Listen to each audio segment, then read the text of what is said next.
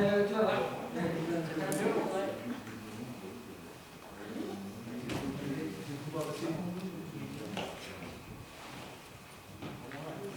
Ah.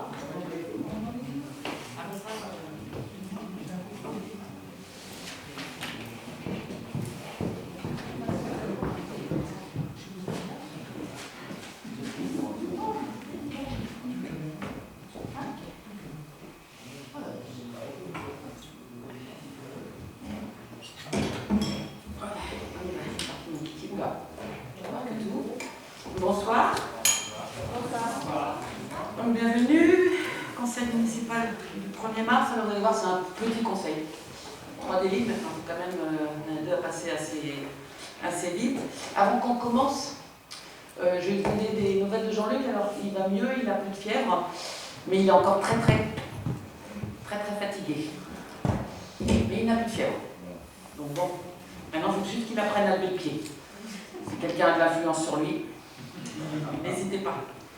Donc, on va faire l'appel secrétaire de séance, c'est Laurent Chartier. Alors, Madame Sens. Présent. Monsieur Jourdain. Présent. Madame Poiret. Alors, procuration à Sylvain Busson. Ok. Monsieur Chalumeau. Présent. Madame Houillel. Présent. Monsieur Monchas. Présent. Madame Lemeunier. Alors, procuration à Gilles Chalumeau. Oui. Monsieur Chartier. Madame Luçon. Présent. Monsieur Dodin. Présent. Madame Guérillo. Présent. Monsieur Marsal. Présent. Monsieur Passeur. Présent. Madame Redouin. Présent. Monsieur Rebouillot. Présent. Monsieur Revillard. Présent. Madame Lourdeau.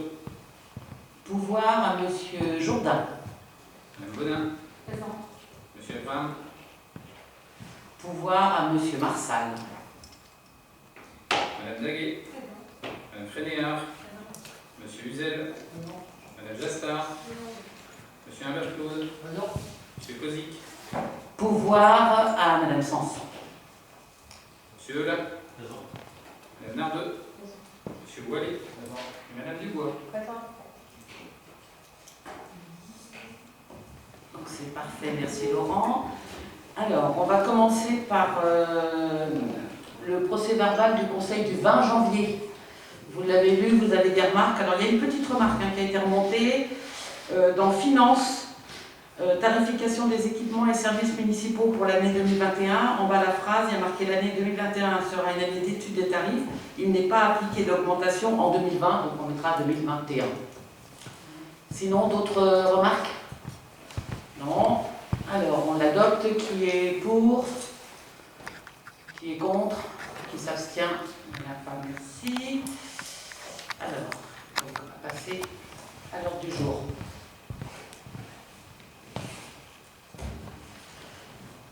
Première délibération, c'est sur l'achat d'électricité pour la période de 2022 à 2024. Donc il va y avoir une modification parce que la commune d'Arnage, comme celle du Mans Métropole, a acheté son électricité en groupement d'achat avec le Mans Métropole. Le mode d'achat retenu par le Mans Métropole était très compétitif mais complexe. Il était dénommé marché à cliquer. Il s'agit de plusieurs achats directement sur les marchés financiers. Il demandait donc une forte expertise et l'agent qui s'occupait de ces contrats a quitté le Mans Métropole. Et donc la communauté urbaine n'est plus en capacité de nous proposer rapidement le montage d'un nouveau groupement de commandes. Il nous est donc proposé d'acheter notre électricité auprès de l'UGAP, qui est l'Union des groupements d'achat publics, qui l'achète elle-même selon le même procédé. Et l'UGAP est la première centrale d'achat public généraliste dont le rôle et les modalités d'intervention sont définis par le Code de la commande publique. Un achat par l'UGAP nous dispense des procédures de mise en concurrence. Et c'est la solution que va adopter le Mans et le Mans Métropole. Donc je vous propose qu'on fasse de même et donc de m'autoriser à poursuivre la consultation auprès de l'UGAP, de signer le cas échéant la convention de mise à disposition de marché de fourniture d'acheminement d'électricité de services associés passés sur le fondement d'accords cadres à conclure par l'UGAP ainsi que tout document éventuel se rapportant à cet objet et m'autoriser également à faire l'expertise des solutions alternatives qui se révéleraient plus pertinentes et économiques. Alors là, on a changé un mot. Dans la délib, il y avait plus agile et économique, et voilà. Certains ont remarqué que le mot agile, on ne se prêtait pas trop à ça, donc on préfère mettre pertinente. Hein, il y aura un petit modif à faire. Donc, est-ce que vous êtes d'accord pour qu'on rejoigne l'UGAP pour ce marché, qui est pour... Ah bah, moi, est-ce que vous ayez des questions? Excusez-moi. J'ai dit qu'il serait court, mais il ne faut peut-être pas exagérer. Vas-y, Emmanuel. Il y a marqué administration générale sur le titre de... Tu peux mettre ton micro, s'il te plaît? On en a un. Allez, restez dans le jeu. Non. Là, c'est bon. Il y a juste le titre où il y a une petite faute. Achat d'électricité. Il y a marqué administration générale au lieu de administration générale. Ah oui, d'accord. Ah oui, d'accord. C'est juste. Administration. Ok.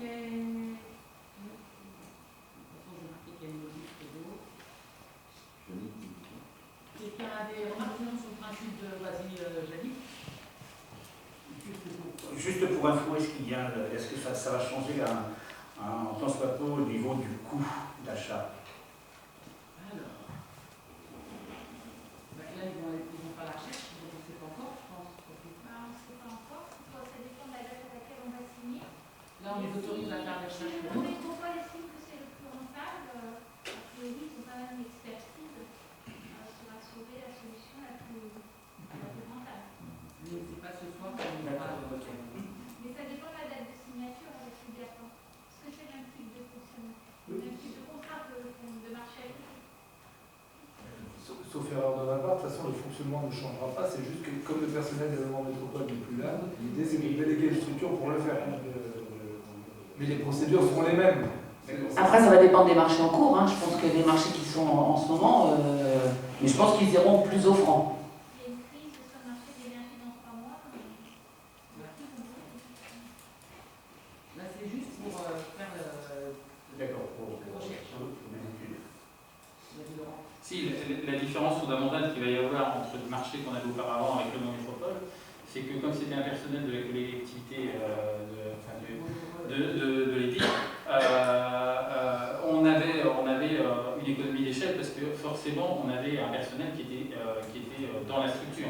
Là, forcément, comme on va passer par un prestataire extérieur qui est le GAP va nous facturer forcément son coût de prestation. Oui, mais je pense qu'en passant par eux, qui vont aller chercher vraiment tout et puis qui vont faire un marché sur de la grosse quantité, ça nous coûtera quand même moins cher, même malgré la commission de l'UGAP, que si on le faisait tout seul, je pense. Hein. Et je fais confiance à la métropole pour aller vérifier toutes les recherches. On a mis le temps humain, il y a l'expertise. On y a la compétence là, pour le coup.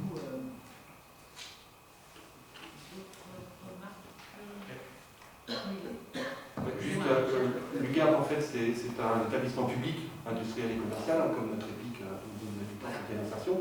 Donc, ce n'est pas une structure privée, une multinationale qui aurait intérêt à faire de l'argent sur le dos des collectivités ou autres établissements publics. Donc, bien sûr, ils vont prendre une petite marge pour leur frais de fonctionnement, bien évidemment, mais on peut s'attendre à ce qu'ils n'abusent pas non plus de cette situation pour faire des marges énormes. Eux aussi, ils utilisent le même système de marché appliqué. Hein. C'est vraiment le même principe. Je pense que c'est pas tout c'est bon. Alors, donc, cette délibération, qui est pour? Qui est contre? Qui s'abstient? Donc, il y a un contre.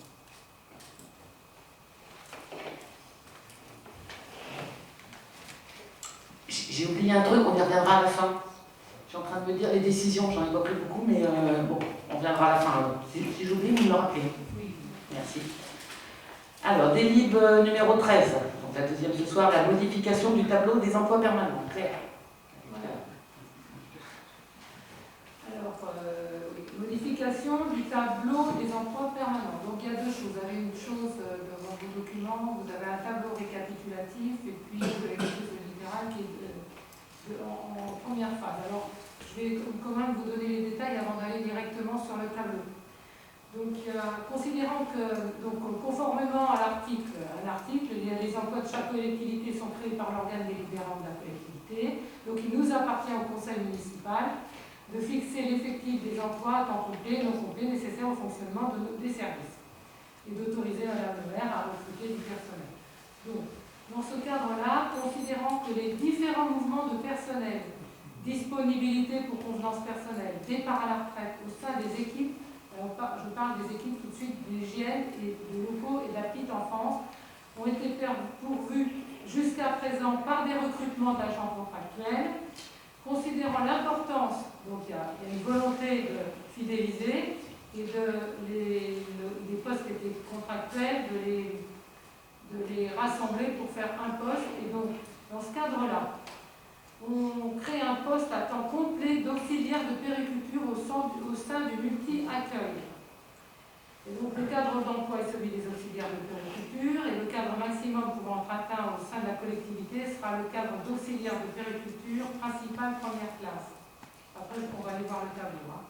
Et le deuxième, dans ce cadre-là, c'est un poste d'agent d'entretien polyvalent à temps complet au sein de la division de l'hygiène des locaux. Donc le cadre d'emploi est aussi celui des adjoints techniques territoriaux et le cadre maximum pouvant être atteint au sein de la collectivité sera le cadre d'adjoint technique territorial première classe. Ça implique une suppression d'un poste d'agent polyvalent à temps non complet, 31h30, au sein de la division des hygiènes des locaux suite au départ à la retraite de l'agent occupant ce poste. Je vous propose tout de suite d'aller voir le tableau pour voir que vous ayez entre ce qui est dit et le tableau, ça reformule. Donc, quand vous allez hygiène des locaux, vous voyez le tableau, alors c'est grisé, c'est ça qui nous intéresse. Au niveau de l'hygiène des locaux, vous voyez qu'en bas, vous avez un poste de 31h30 qui s'en va et on crée donc un poste de le 11e, vous voyez, sur la colonne du haut. Voilà, et ça sera donc un temps plein. Donc, de 10, on passe à 11. 11 postes. Ça, c'est au niveau de l'agent d'entretien polyvalent. En bas. En haut, sur la page. Ouais, sur la page. Parce que c'est sur l'autre page. D'accord.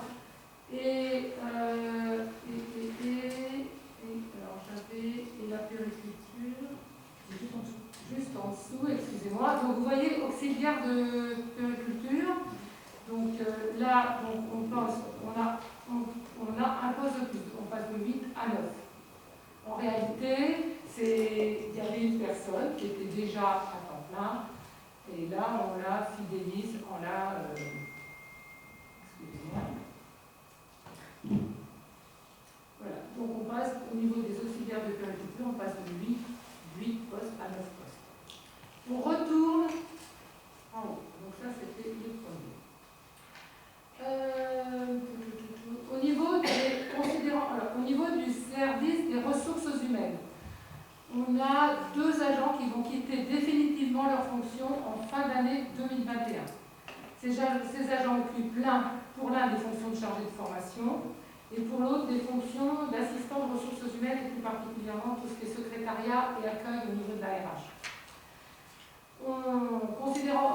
Une réflexion a été menée quant à la réorganisation de ce service qui aboutit au remplacement d'un seul de ces 2 agents et qu'il est nécessaire en amont de la vacance de poste de s'interroger sur la pertinence de recourir au dispositif de contrat d'apprentissage. Et donc, suite à des délibérations en 2018, où le conseil municipal avait acté sur le recours à ce dispositif de contrat d'apprentissage de niveau 5, qui correspond à un contrat d'apprentissage de niveau 3 de la nouvelle classification. Donc, ce qu'on propose, on considère que l'apprentissage permet à des personnes âgées de 16 à 25 ans sans limite d'âge supérieur d'entrer en formation concernant les travailleurs handicapés et d'acquérir des connaissances théoriques dans une spécialité et de les mettre en application dans une entreprise ou une administration, ce que nous sommes. Et que cette formation en alternance est sanctionnée par la délivrance d'un diplôme et d'un titre. Ce dispositif présente un intérêt tant pour les jeunes accueillis que pour les services qui accueillent. compte tenu des diplômes préparés par les postulants et les qualifications requises par lui. Donc, on propose, Madame le maire propose de poursuivre cette démarche en permettant de nouveau le recours au contrat d'apprentissage avec un diplôme de niveau 6, c'est-à-dire Bac plus 3, au répertoire national de la certification professionnelle, au même titre que les autres dispositifs déjà existants, comme le parcours emploi compétences. Donc, voilà. Donc, vous allez retourner au tableau, en bas, partie ressources humaines, qui va résumer de manière synthétique ce que je viens de vous dire. Alors, attendez. Non, alors, d'abord, ressources humaines, et après, on ira en bas, contrat d'apprentissage. Donc, je cherche moi-même. Ah, si. Ah, C'est pas grisé. par contre, il n'est pas grisé. Alors, attendez, je cherche moi-même. Non, je ne le vois pas. Alors, allez tout en bas. Donc, vous voyez, là, alors, je ne le vois pas dans le tableau, les deux postes qui nous prennent des Contrat et vie. Oui, mais ça, je le vois, le contrat d'apprentissage niveau 6, là, donc, c'est 35 heures par semaine. Non, mais il n'y est pas dans le tableau des contrats. Si, tout au bout. Non. Tout au fond. Oui, Voilà. sur le tableau d'appel. Ah, mais ça, je l'ai, ça. Par contre, ce que je ne retrouve pas dans le tableau, c'est les deux postes supprimés. Enfin, les deux, parce qu'ils sont pas, oui, les deux postes des deux parents qui sont pas encore. Non, mais voilà. D'accord. Donc là, ça nous permet, parce que là, ça nous permet de mettre en place un apprentissage et qui va être filé pendant 6 mois avec une des personnes qui s'occupe de la personne qui s'occupe de la formation. C'est pour ça que dans le tableau, on n'a pas supprimé les postes. Ben oui, ils sont toujours là pour l'instant. Hein. Ils sont toujours là, bien entendu. Ensuite, je reprends. Parce que je suis déjà sur autre chose. Voilà, j'étais sur la charte. Excusez-moi. Oui, alors écoute, je vais faire, le contrat aidé. Voilà, bon, c'est un changement. Ah, ça y est, je retrouve. Excusez-moi. Les tableaux, ok, Voilà, mais c'est pas grave. Voilà. Ensuite,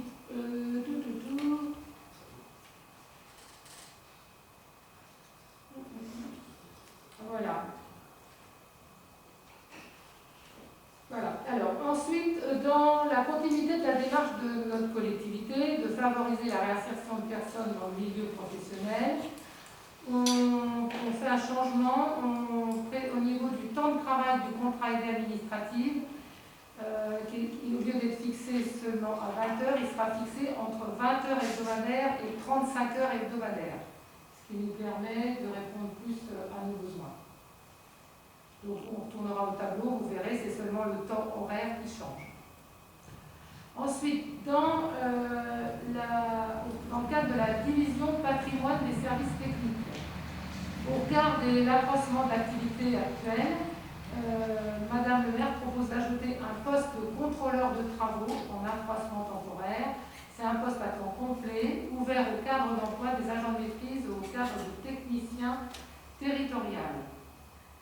Donc on retournera dans le tableau tout à l'heure. Donc ça, c'est dans l'attente qu'on recrute un responsable de la division patrimoine. Voilà. Que pour l'instant, on n'en a pas. Et vu les dossiers qu'on met en place de réhabilitation du patrimoine, il faut quelqu'un pour aider Paola. Donc dans l'intervalle, pour gérer les travaux. Après, personne pourra peut-être se positionner, je ne sais pas. Mais là, il nous faut quand même quelqu'un assez vite.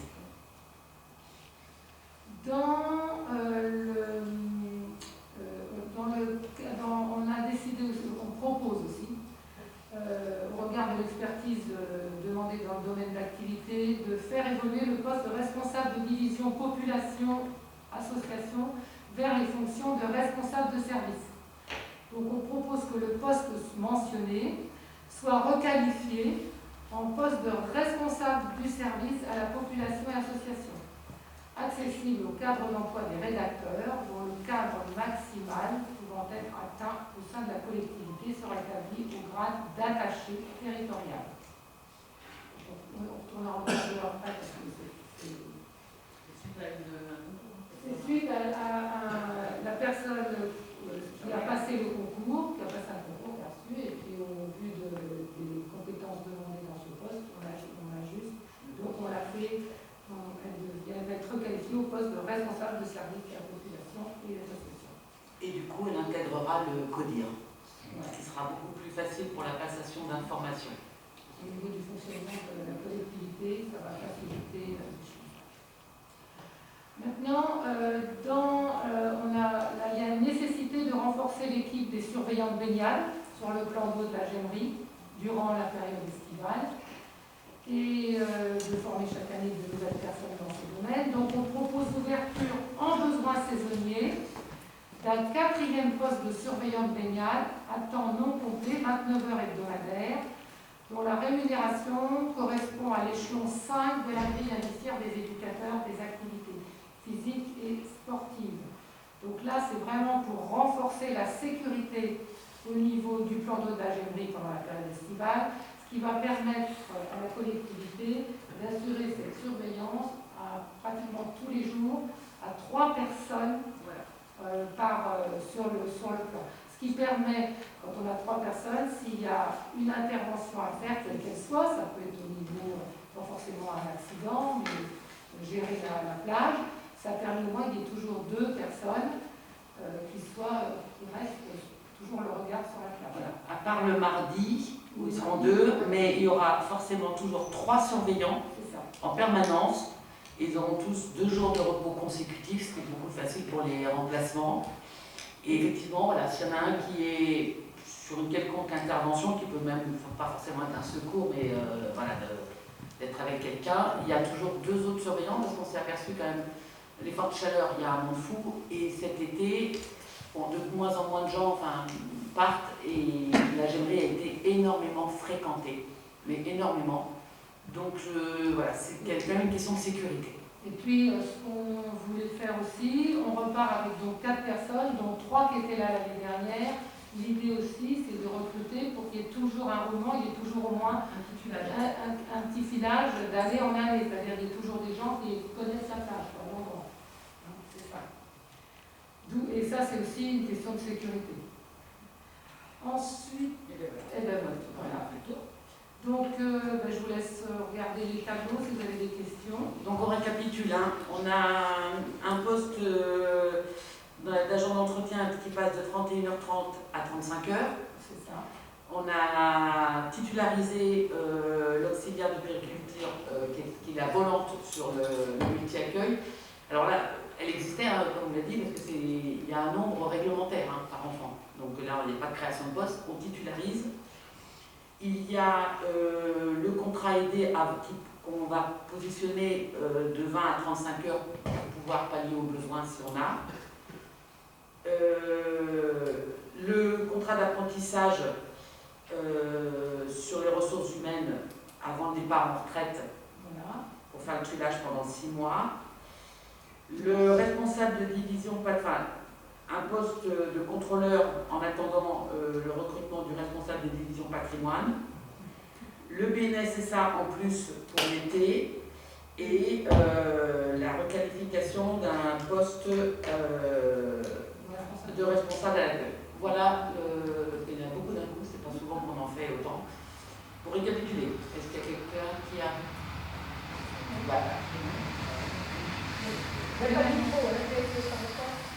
Et donc, je reviens au poste de contrôleur, là. Oui. C'est pour bien préciser, c'est pour les collègues qui ne sauraient pas, bien préciser que c'est un poste sur un accroissement temporaire, donc ce n'est pas un titulaire. Non. Et voilà, sauf s'il postule lorsqu'il y aura la vacance de poste du responsable, il pourrait être recruté, mais là c'est temporaire. C'est ça. Oui, c'est vrai. J'avais juste une question par rapport au conducteur de travaux. Par rapport à ça, je veux dire, vous mettez, comment c'était sur un poste de technicien territorial, c'est ça? Mais et on ne peut pas le mettre territorial et État en même temps? On peut pas ouvrir à l'État? Non, c'était juste une question. Un fonctionnaire d'État apprend des discours et qui pourra venir Ah oui, c'est ça, et oui. ensuite il pourra être intégré, s'il souhaite finalement intégrer. Il n'y a pas de souci de fait. Voilà. Donc, comme je sais qu'on accueille des agents de la fonction hospitalière, mais ils viennent par détachement. Enfin, voilà. Oui, puis Un peu, après, c'est ça. ils seront intégrés ensuite. C'est ça. Donc c'est possible. C'est possible. Ok. Oui. La durée du contrat, c'est combien? Pour le contrôleur, Oui. 1 an. Là, c'est ouvert, ce poste-là est ouvert pour 1 an. C'est ouvert. Ah non, le contrat de la personne, mais là, le poste est ouvert pour 1 an. Et on donne la possibilité de basculer à 6 mois de plus si besoin. Ah, ça sera. J'espère qu'on n'aura pas besoin et qu'on aura trouvé quelqu'un. On aura trouvé quelqu'un, voilà. Ou voilà, enfin, voilà, le but n'est pas de renouveler ce poste, c'est vraiment le but est de trouver quelqu'un, un responsable de patrimoine, qui soit dans la commune, quoi. Hein. Les contrats d'apprentissage, c'est à partir de septembre. Oui, parce que c'est 6 mois avant, c'est ça, hein? Oui. Voilà. Et c'est début d'été? Oui, 6 mois, c'est juin. Sylvain, vous voulez poser une question? Oui, c'était par rapport aux 6 mois depuis l'âge. Alors, le RH, c'est 6 mois depuis. Oui, mais Pour des RH, il y aura un logiciel à prendre en main, puisque, je sais pas, enfin, il y a les RH, enfin, je sais pas, moi, c'est un déjà, apprenti, il n'est pas là. et les RH, c'est quand même complexe, enfin, il y a des tas de trucs, il y a quand même beaucoup de personnel. Non, mais l'idée, c'est que là, il y a une restructuration. Oui, non, mais je sais. D'accord? Et donc, la personne qui va arriver est quand même en apprentissage, elle n'est pas là à temps plein. Mais c'est pas un apprenti, c'est que vous êtes là pour apprendre. Oui, tout à fait, c'est ça. Donc, ça va permettre justement d'apprendre et d'être formé. C'est ce que je l'ai appuyé, c'est même de notre devoir de l'accompagner. Donc effectivement, 6 mois, c'est une première étape avant même que la personne en apprentissage continue d'être accompagnée par une autre personne après. Voilà, elle continuera d'être accompagnée. Ouais, complètement, ouais, tout à fait. Mais elle gagnera en autonomie grâce à ce tuilage pendant 6 mois. C'est ça l'idée. Oui. Moi, je voulais dire que dans l'ensemble, je trouve que ça va dans le bon sens, hein, tout ce qui permet de titulariser ou de mettre des agents à temps plein, c'est vraiment une bonne chose. Sur le contrat d'apprentissage, effectivement, moi je pense que le tuilage de 6 mois, c'est indispensable, notamment, comme ça vient d'être dit, pour un apprenti qui est en formation, donc qui va avoir toute sa durée de présence en formation ici, avec un maître d'apprentissage présent parmi nos agents. Je me posais la question par rapport à la formation qui est ciblée, donc on est bac+3, donc un niveau licence, licence en ressources humaines ou quelque chose comme ça, j'imagine. Est-ce qu'on a déjà ciblé un petit peu, est-ce qu'on a pu voir les formations qui existaient dans ce domaine-là en alternance? Oui. Ça existe sur la région ou pas trop loin en tout cas? Ça a été vu. Et il y a 3, je n'ai pas mes documents là, mais il y a 3 centres et il y en a un qui. Madame Sénécourt pourrait répondre parce qu'on a la licence avec Madame Meline, mais oui, il y a un organisme qui est ciblé et qui est sur le. Parce que c'est vrai qu'il ne faut pas que la personne elle soit à 200 km. Voilà. Ce qui est quand même dans la région, ce qui est dans le secteur. Il y en a plusieurs de vos télés qui ont décrit avec qui d'autres collectivités ont déjà ce système d'apprentissage. Dans le domaine des RH. On a, au vu du profil, on a à la fois la formation qui est pas loin et on a à la fois des gens, des personnes, des agents qui peuvent accompagner la personne. On a vraiment le tout pour accompagner le mieux un apprenti. Et puis nous, notre collectivité, c'est du bénéfice aussi pour notre collectivité. Parce que de former quelqu'un sur le terrain, c'est intéressant et peut-être que cette personne-là sera intéressée après pour s'engager encore plus dans la collectivité et peut-être y rester. Ouais, je voulais juste, et finir là-dessus, pour moi en tout cas, on doit se féliciter dans une période où il est extrêmement compliqué pour des étudiants de trouver voilà, des lieux de stage, enfin d'apprentissage, etc. On doit se féliciter d'être dans cette démarche Et je pense même que c'est un sujet qu'on doit réfléchir pour l'ensemble des services aujourd'hui. En tout cas, moi je suis très heureux de participer à une collectivité qui s'inscrit dans cette démarche. Oui, parce qu'on fait d'activité en ce moment là, on en parle beaucoup. Ouais, mais c'est bien alternance, et c'est très bien qu'une collectivité puisse c'est bien de répondre. faire. Voilà, de faire, c'est juste. D'autres questions? Oui. Oui, effectivement, c'est une très bonne chose de participer à ce contrat d'apprentissage, surtout qu'il y a une époque avant le Covid, les jeunes qui voulaient rentrer en alternance n'avaient pas d'employeur. Donc aujourd'hui, si ça revient, tant mieux.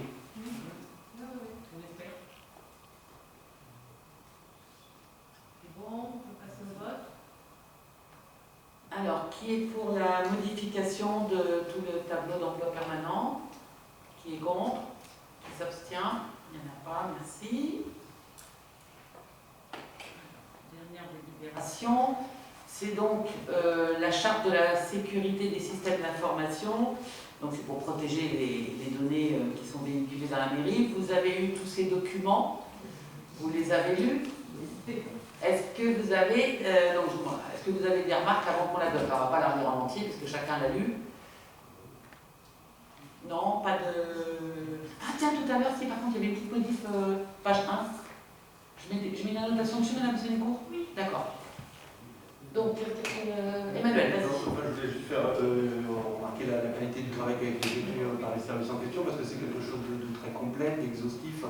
La question que je me posais, c'est que parfois c'est même assez technique. Je voulais savoir si pour les agences, ça leur sera présenté en réunion de service avec un accompagnement du responsable des services d'information et qu'il y ait un petit temps d'échange avec les agences sur ces questions-là, parce que ça me paraît pas forcément facile à prendre en main pour n'importe qui ne serait pas forcément en lien avec l'informatique. Je pense que oui, d'habitude. J'espère. Mais j'imagine. Hein, c'est pour ça que Il y a un document simplifié. Déjà, il y a un document simplifié, celui-là. Voilà. Oui, il y aura un document simplifié. Pédagogiquement simplifié.